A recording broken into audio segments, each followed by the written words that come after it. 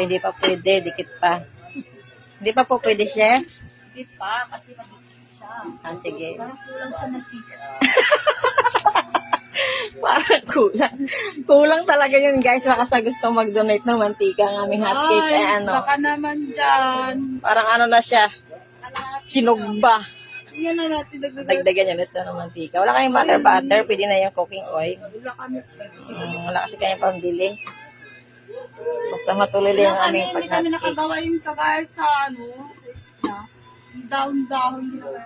Yung ginakos-kos-kos. Ang tawag. Sige. Di ba? Wow! Tip na, guys. Kaya na siyang baliktarin. Wow! Parang nagasaya yung kawali namin, guys. Pwede hawakan dito, baka masama.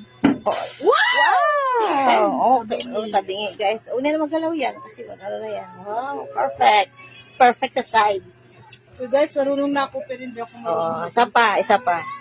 Kasi dito si Mel, kaya nung Wibis sana yun, Oh. maghahatid kami, hindi nagtuloy, nagbudyakan sila. So guys, hindi namin tuloy, wala si Mel. Kalating kilo lang. Ito si Mel, 2 kilo. Wala pa.